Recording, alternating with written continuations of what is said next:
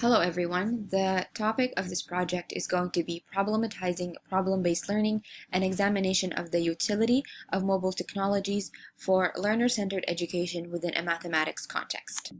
Allow me to introduce you to Professor McGonigal. Professor McGonigal is a high school math 20 and 30 level teacher who is passionate about problem-based learning as a form of inquiry learning. Professor McGonigal's students are very diverse. A few of her students are gifted and self-motivated. Others exhibit a form of cognitive learning or developmental challenge. Others are severely below grade level due to high absenteeism from health reasons or athletic commitments. And many others would be considered by Professor McGonigal as average students, but with their own sets of unique skills. Professor McGonigal has heard of problem-based learning and has seen it taught by other professors in other departments such as science, social studies, and English. The types of disciplinary literacy required for the other courses made it somewhat easier for other professors to accommodate for the diverse learners in the classrooms through their use of ill-structured problems. However, Professor McGonigal struggled with transferring that to her math classroom, since prior knowledge of math concepts is a strong factor in students' ability to succeed in problem-based learning. In addition to that, whereas in other subjects there could be more than one correct answer, allowing for multiple entry points for different learners, the case is quite different in math. Professor McGonigal has read on the potentials of mobile technologies over her summer vacation in Hogsmeade Village, especially through a constructivist lens. She is determined to find a way to use mobile technology to cater to the diverse needs of her students in order to implement PBL successfully and effectively in her classroom. From her many years of experience as an educator, Professor McGonigal is quite aware of other teachers who struggled to implement inquiry properly in their teaching and sadly ended up reverting back to instructivist methods or simply teaching to the middle, and she is determined to not be one of them. This scenario illustrates the problem being discussed in this paper, which leads us to the research question: how does the literature inform the utility of mobile technology in catering to different learner needs in a problem-based math classroom? The answer to this question is that there is currently a research gap on this problem relating all the topics involved, which are problem-based learning, learner-centered education, mobile technology, all within a math education context. Although there is plenty of research relating two of these topics at a time, there is a need for further investigation on mobile technologies in problem-based learning that embody the subject's disciplinary literacy. As a result, this paper will examine the relationship among the four topics within the frameworks of social constructivism and cognitive apprenticeship. At the end of this presentation, some recommendations for research will also be stated. To highlight some of the findings, I'm going to start by summarizing the connections between PBL and personalized learning, or learner-centered learning.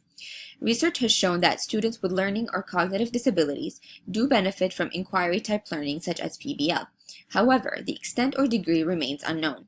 More specifically, further research is needed to examine how special education students respond to the open-ended and collaborative nature of math problems. In terms of social interactions and group dynamics, some researchers claim that evidence pertaining to the benefits of social interaction in PBL is inconclusive, whereas others deem it one of its successes as it allows for collective meaning-making.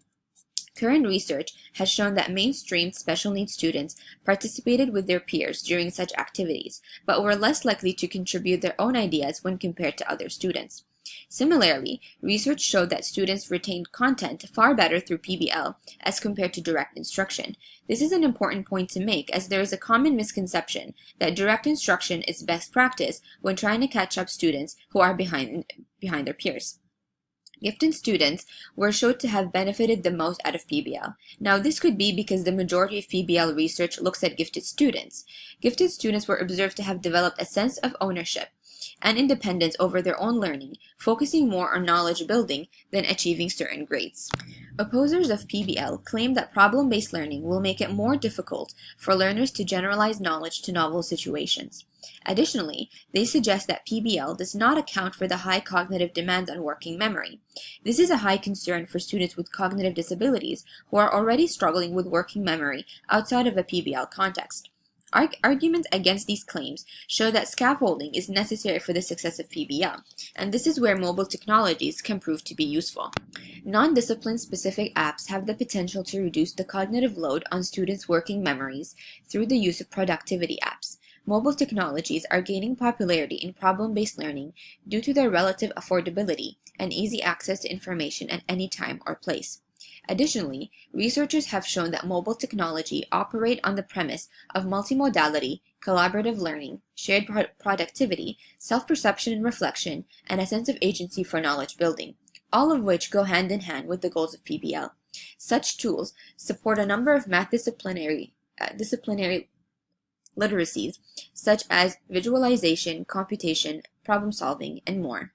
To add to that, mobile technologies provide students with the ability to access certain knowledge or math facts, especially for those students who are lacking prior knowledge.